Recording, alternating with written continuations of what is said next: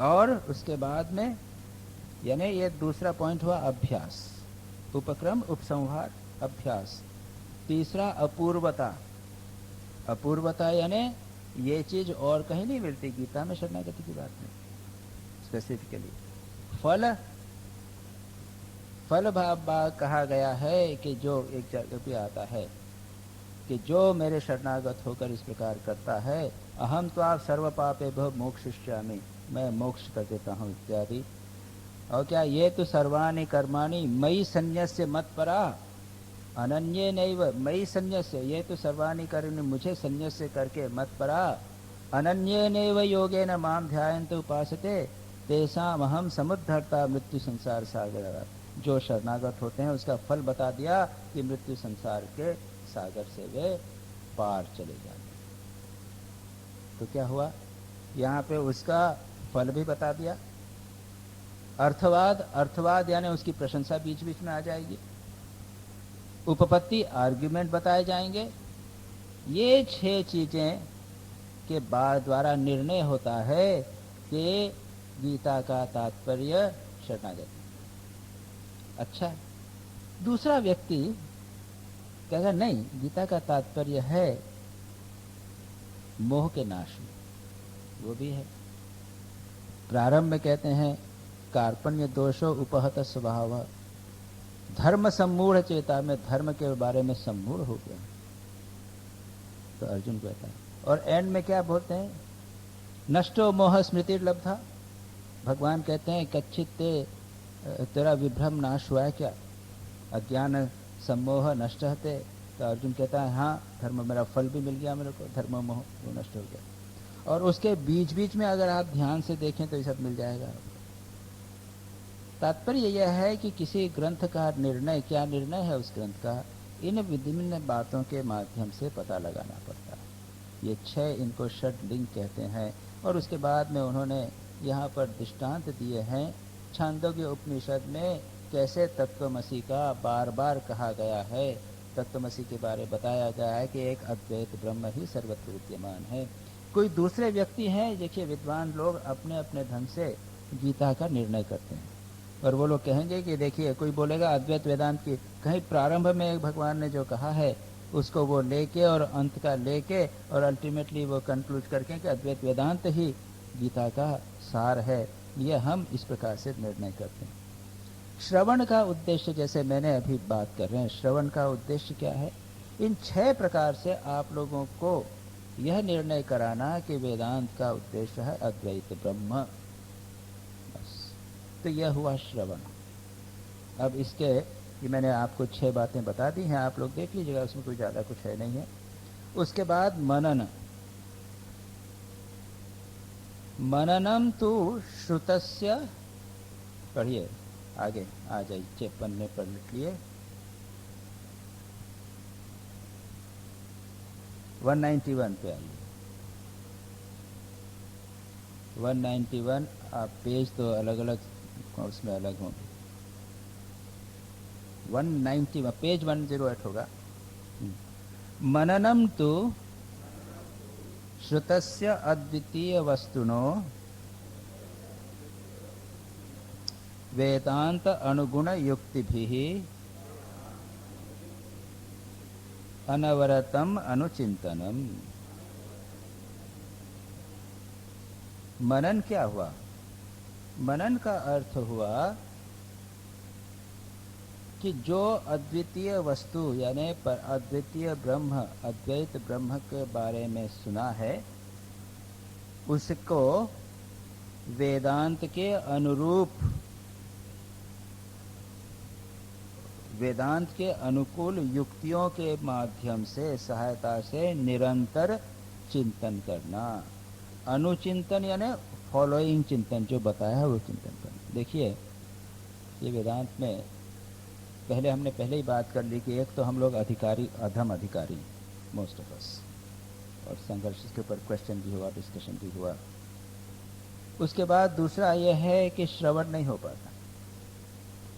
ये श्रवण हुआ, देखिए कुछ लोग आए, शुरू में आए, इच्छा होते हुए भी कोई बाधाएं आ गई, जिनसे सरोरा आती थी।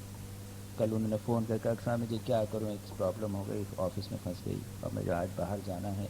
इच्छा होते हुए भी नहीं हो पाता श्रवण। उसके बाद मनन कितने लोग करते हैं हम? श्रवण हो गया, उसके बाद मनन नहीं होगा।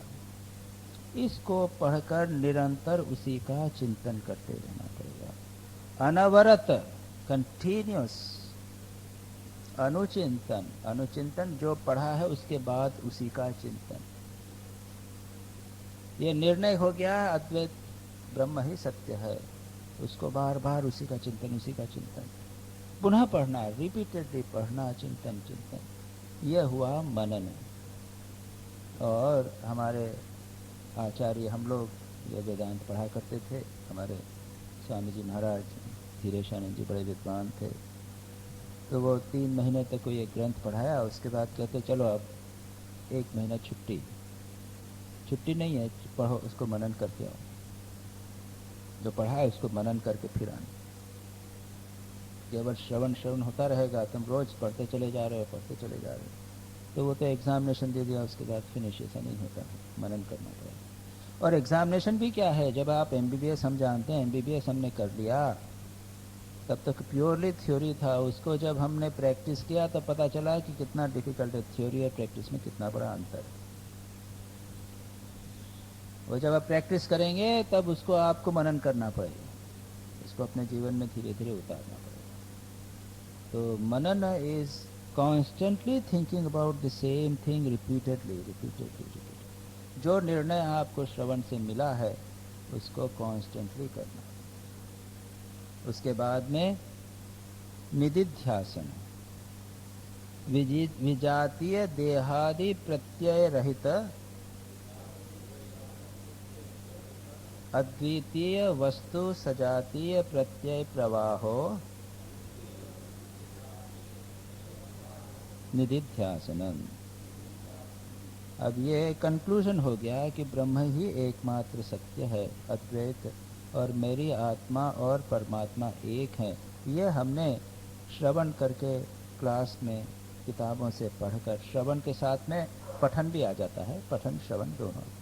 उसके बाद में हम निरंतर उसका चिंतन कर रहे हैं, वो हुआ निदिध्यासन। उसके बाद में क्या है, देहादि प्रत्यय रहित, देह आदि, देह का चिंतन, मन में काम क्रोध लोभ के विचार, अहंकार का विचार, ये सब चिंतन, ये क्या है, ये विजाती हैं।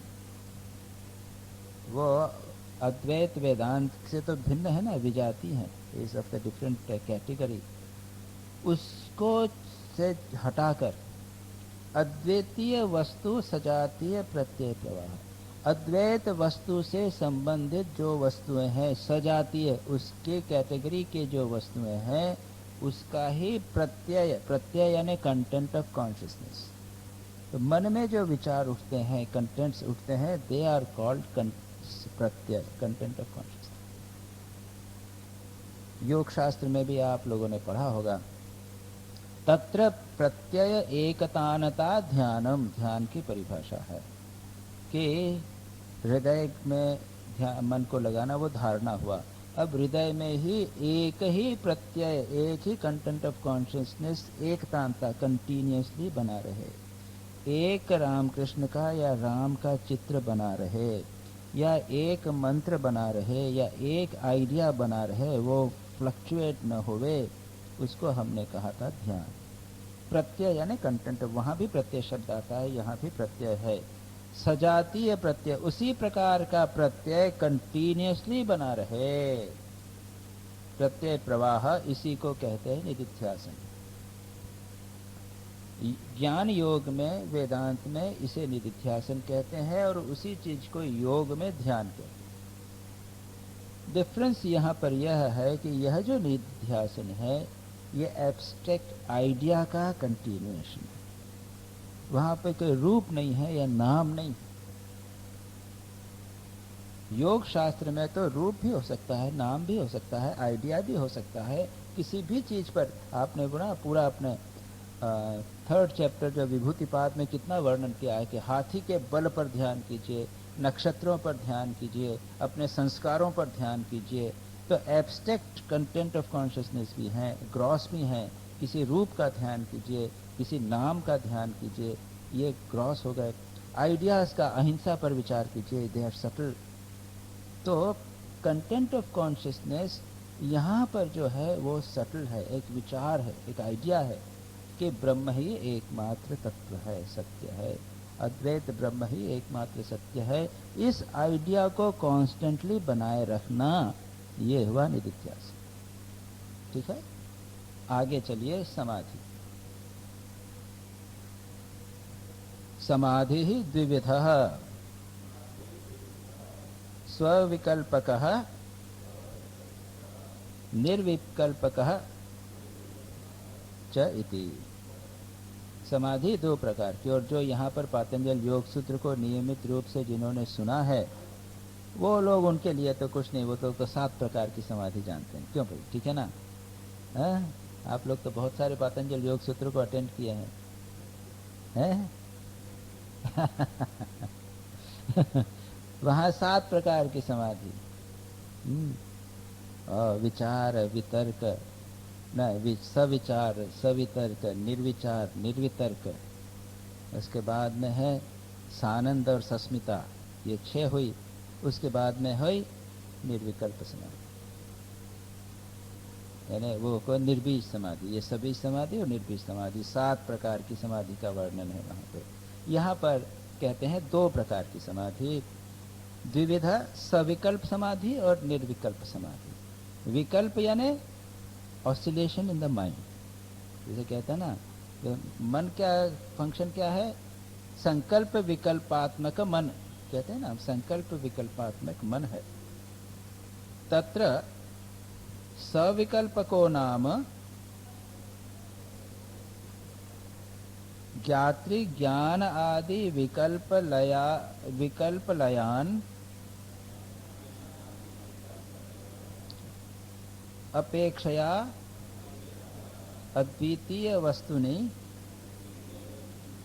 तद आकार आकारितयाः चित्तवृत्तेः अवस्थानम्।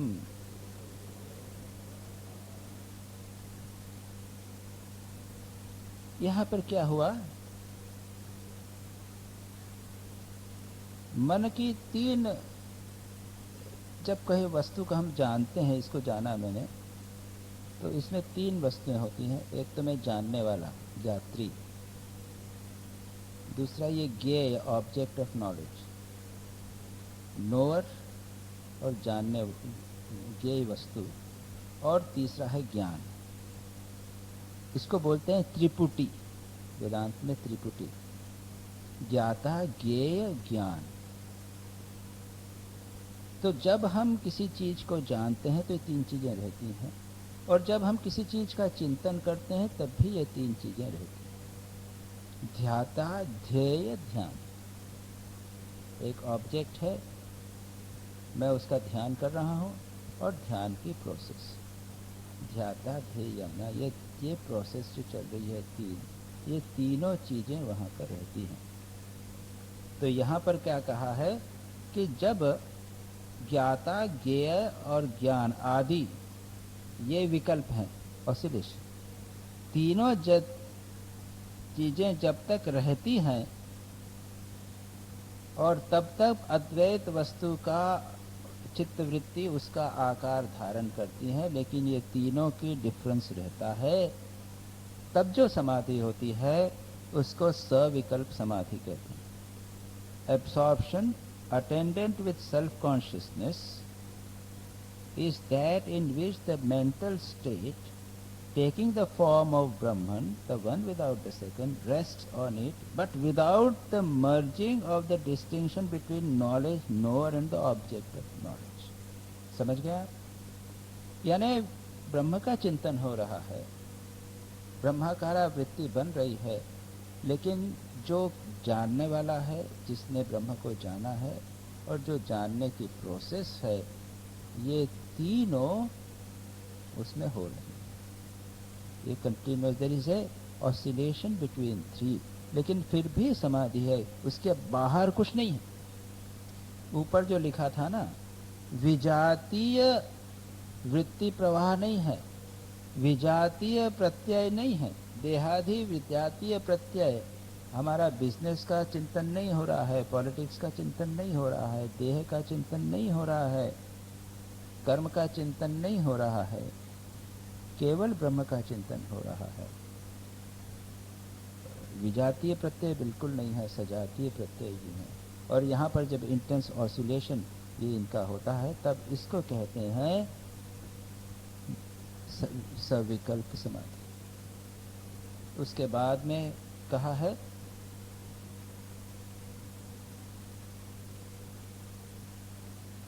तदा मृण्मय गजादि भाने अपि मृद्भावनत द्वैत भाने अपि अद्वैतम वस्तु भासते।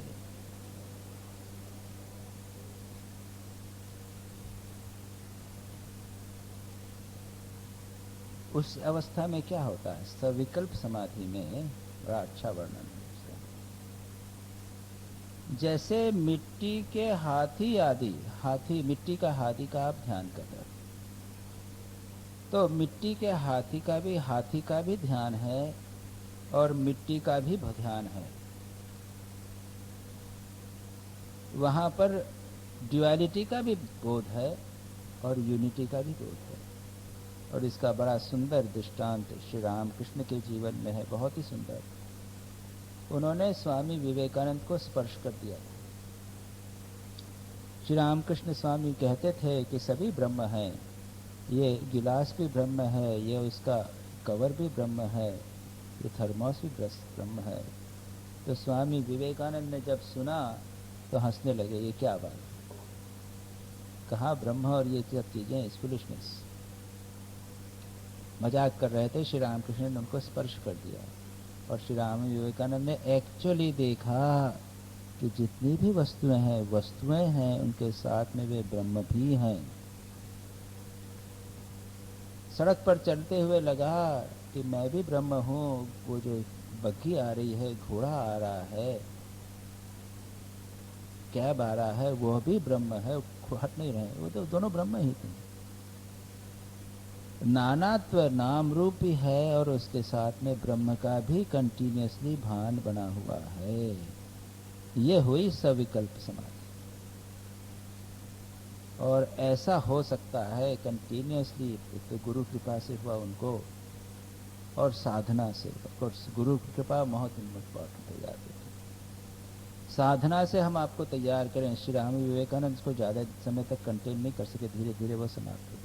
श्री रामकृष्ण उसमें कंटिन्यूअसली प्रेजेंट थे, या तो सविकल्प समाधि में या फिर निर्विकल्प समाधि। और जब नीचे कॉन्शियस लेवल में आते थे, तब अब जो बाहर जगत दिखाई देता था, वह उनको ऐसा दिखाई देता था जैसे मरीचिका का जल है। आप जल देख रहे हैं लेकिन जानते हैं कि ये मिथ्या। 3 लेवल्स, सविकल्प समाधि का, निर्विकल्प समाधि का, और एक कॉन्शियस लेवल जिसमें हम देख रहे हैं, और लेकिन हम जानते हैं कि ये सब मिथ्या है। आप लोगों को जब निर्विकल्प समाधि होगी और उसके बाद नॉर्मल कॉन्शियसनेस पे आएंगे आप, तो क्या होगा? आपको सब दिखेगा कि ये है, ठीक दिख रहा है, लेकिन आप जानेंगे कि ये सब मिथ्या है। अभी विचार से नहीं होता, विचार करके बता दिया कि ये सब मिथ्या है, ये मिथ्या है, इससे पीछे चैतन्य है। लेकिन जब आप समाधि में जाएंगे, उसके बाद वापस आएंगे, तब डेफिनेट होगा यस है।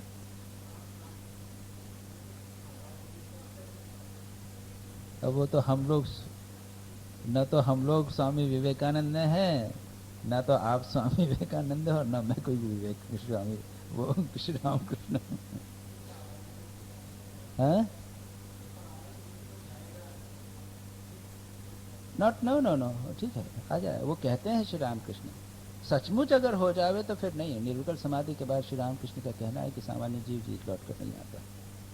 लेकिन ये स्थिति फिर भी हो सकती है। सविकल्प समाधि के बाद में भी, सविकल्प समाधि में भी व्यक्ति ज़्यादा समय तक नहीं रह सकता, और निर्विकल्प समाधि के बाद नॉर्मली नहीं आ पाता। सविकल्प समाधि के बाद में आके जीव रह सकता है, और तब भी आपको सारा जगत दिखेगा, रूप दिखेगा, चैतन्य नहीं दिखेगा। सविकल्प समाधि से नीचे, उसमें लगेगा कि अरे ये रूप जो है वो मिथ्या। जैसे मरीचिका का जल, आप जानते हैं कि जल नहीं, फिर भी दिख तो रहा है ना जल। yes. ठीक है, निर्विकल्प का। अब जैसे यहाँ पर उसके बाद में उसका श्लोक दिया है, उसको करने की जरूरत है। निर्विकल्प कह तू 197, ज्ञात्री ज्ञान आदि विकल्प लय अपेक्षया अद्वितीय वस्तुनि तद आकार आकारितायाः चित्तेः अतितराम एकी भावेन अवस्थान। निर्विकल्प में क्या होता है, यह ज्ञात्री ज्ञान ज्ञेय आदि जो विकल्प हैं बताया ना, ये चेंजिंग मॉडिफिकेशन, मेरा कॉन्शियसनेस है कि मैं जान रहा हूँ, और कॉन्शियसनेस है कि ब्रह्म जानने की वस्तु है और ज्ञान है, ये सब चला जाता है। तब क्या हुआ, उसकी लय के बाद में अद्वितीय वस्तु में तद आकार आकारिताया, उसके आकार से चित्तवृत्ति आकारित हो गई, यानी केवल ब्रह्माकारा वृत्ति बनी, ज्ञात्री ज्ञेय की त्रिपुटी निकल निष्ठक हो गई। तब वह चित्त एक ही अतितराम एक ही भावेन, केवल एक अत्यंत एक भाव में वह अवस्थित हो गया। और उसके बाद में उसका दृष्टांत देखते हैं। तदा तो जलाकार आकारित लवण अनवभासेन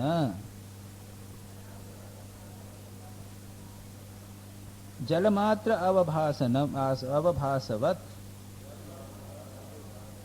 अद्वितीय वस्तु आकार आकारित चित्तवृत्ति अनवभासेन अद्वितीय वस्तु मात्रम अवभासते। क्या कहा कि जिस प्रकार जलाकार में बना हुआ नमक का पुतला समुद्र नापने गया तो क्या हुआ, वो रहा ही नहीं, गल गया, पानी पानी हो गया कुछ। उसी प्रकार जो मन परमात्म चिंतन ब्रह्म के साथ एकाकार हो जाता है तो वो मन गल जाता है, और वहां पर क्या बनता है, केवल अद्वितीय वस्तु ही प्रकाशित रहता है। वह जो तदाकार आकारित चित्त वृत्ति जो है वो लुप्त हो जाती है, जैसे नमक का पुत्ता गल जाता है। लेकिन हम लोगों का मन कैसा है, उसमें 80% रेत, 4-5%, 90% रेत है, 4-5% नमक। इसलिए हम ब्रह्म में डूबना चाहें तो वो गलेगा ही नहीं, और सैंड जो है ना वो बचा रहता है। यतीश रानी जी कहते हैं कि our mind is like a doll not of salt but a doll made up of sand, वो it will not dissolve in Brahm, वो ब्रह्म का आकार ले नहीं पाता। लेकिन जब ऐसी स्थिति होती है तो आकार नहीं रहता, मन नहीं रहता, मन ब्रह्म के साथ विलीन हो जाता है। जैसे श्री रामकृष्ण कितना ब्यूटीफुल है, कौन आके बतावे उसके बाद मन ही नहीं है, तो यह हुआ निर्विकल्प समाधि। इसीलिए कहा कि निर्विकल्प समाधि के बाद शरीर नहीं रहता, मन विलीन हो जाता है, तो कौन आके बताए। श्री रामकृष्ण का भी शरीर बैठे रहते थे, निर्विकल्प समाधि में विलीन हो गया, उनका स्पंदन बढ़ गया, पता ही नहीं चला जीवित है कि नहीं है। और तब किसी ने आके उनको खाना खिलाया, मार मार के, लकड़ी मार मार के कॉन्शियसनेस, तब जीवित रहा, नहीं तो श्री रामकृष्ण का भी शरीर चला गया। तो ये हुआ निर्विकल्प समाधि। अब कहेंगे स्वामी जी समाधि को सुनने से क्या फायदा। अरे भाई, ये आपका टीवी और पॉलिटिक्स और आपका लालू सिंह यादव और इनको सुनने से तो ये लाख गुना अच्छा है। चिंतन कीजिए ना, समाधि की बात करिए, ऊंची बात है, हमारे से करिए ना। ये तो मजाक करते हैं एक दूसरे से, तो मजाक भी करना है तो क्या ओ परमहंस जी, तो क्या अच्छा महात्मा जी, तो क्या हेलो ब्रह्मा, हेलो आत्मा, करिए ना, मजाक कीजिए एक दूसरे। इसी तरह क्या, इस प्रकार के मजाक करने में क्या नुकसान। नीचे किसी को गिराने के बदले विचार करना है तो इसी प्रकार से, बातचीत करना है इसी प्रकार से। हम लोगों के यहाँ जब भंडारे होते हैं तब क्या होता है, जब भोजन करने बैठते हैं, आप लोगों ने साधु भंडारे अटेंड किए होंगे कि नहीं किए हैं? जब साधु लोगों की पंगत लगती है, भंडारे होते हैं, तो आधा खाना हो गया, आधा या 60% जब खाना हो जाता है तो उसके बाद में श्लोक बोलना चालू करते हैं। आधा खाने के बाद ही श्लोक चालू कर देते हैं, जोर जोर से। एक साधु यहाँ से जोर से श्लोक बोलता है तो सब लोग नमः पार्वती पते करते हैं। दूसरा आदमी उधर से श्लोक बोलता है, उसके बाद में आधे खाने तक श्लोक ही श्लोक बोलते रहे। इसका उद्देश्य क्या है कि भोजन में इतने हमें नहीं डूब जाएं कि बस भोजन ही भोजन का चिंतन है और उसके बाद में दूसरी किसी चीज का चिंतन है। भोजन के समय भी परमात्मा चिंतन बना रहे कि हम भोग में इतने न डूबें। तो यहाँ पर ये सब बातें हैं, ऐसा मत समझने की ये टू हाई। इंटेलेक्चुअली तो समझ में आ जाता है, that is enough, that is enough. अब निद्रा और समाधि,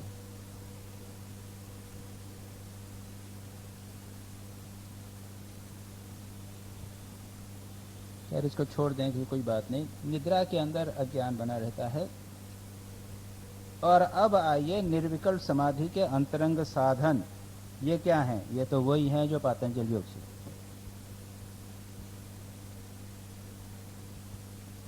यहाँ पर क्या किया है?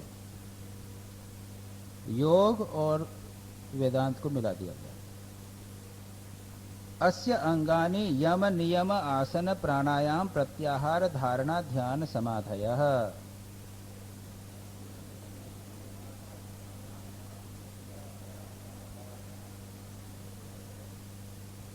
इसके अंग, निर्विकल्प समाधि के अंग क्या हैं?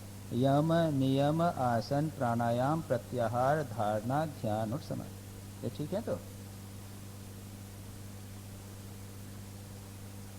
रिपीट हो रहा है, हमारा रिवीजन हो रहा है। हम लोगों ने जितना कर लिया, पातंजल योग सूत्र समाप्त कर लिया। तत्र अहिंसा सत्य अस्तेय ब्रह्मचर्य अपरिग्रह यमः।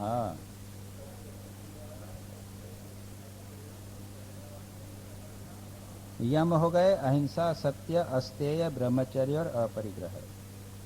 शौच संतोष तपः स्वाध्याय ईश्वर प्रणिधानानि नियमाः।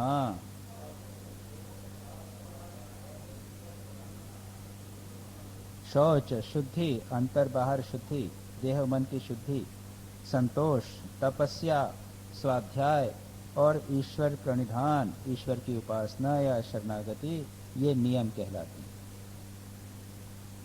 करचरणादि संस्थान विशेष लक्षणानि पद्म स्वस्तिकादीनि आसनानि।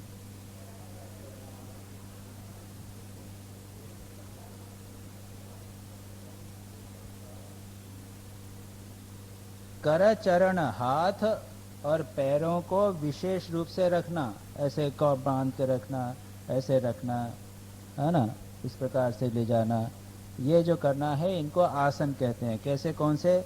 पद्मासन, स्वस्तिकासन, सुखासन, वज्रासन, मयूरासन, ये विभिन्न आसन हो गए। रेचक पूरक कुंभक लक्षणाः प्राण निग्रह उपायाः प्राणायामाः।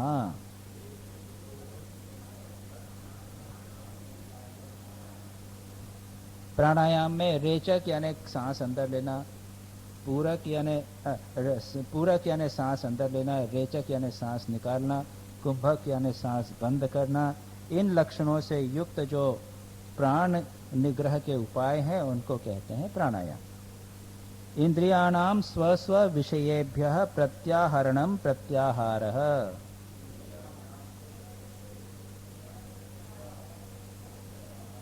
इंद्रियों को अपने अपने विषयों से निग्रह करके, हटा करके ले आना, विषयों की ओर न जाने देना, उनको प्रत्याहार कहा है। अद्वितीय वस्तुनि अंतः इंद्रिय धारणम धारणा।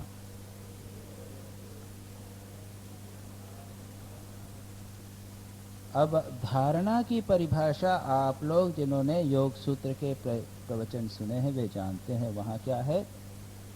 देशबंध चित्तस्य धारणा।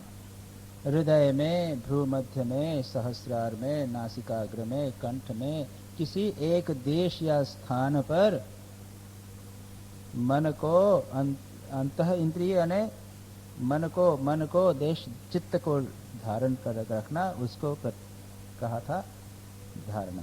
यहाँ कहा है अद्वितीय वस्तुनि विच्छिन्न विच्छिन्न अंतः इंद्रिय वृत्ति प्रवाह ध्यान। विच्छिन्न विच्छिन्न ब्रोकन ब्रोकन चिंतन अद्वितीय वस्तु का या ब्रह्म का चिंतन, जो ब्रोकन है, रुक कर अद्वैत का चिंतन जो होता है, इंटरप्टेड थिंकिंग ऑफ ब्रह्म, उसको यहाँ पर धारणा, और कंटिन्यूस चिंतन को ध्यान कहा गया। ठीक है। समाधि तो उक्त सविकल्प एवं समाधि को बोल दिया गया। इसके बाद में कल जो बाकी पोर्शन है उसको समाप्त करते हैं कि ये कल वाला पोर्शन भी अच्छा है, इंपॉर्टेंट है। साधना समाधि में बाधाएं क्या हैं? हमारी साधना में कई बाधाएं होती हैं। पतंजल योग सूत्र के अनुसार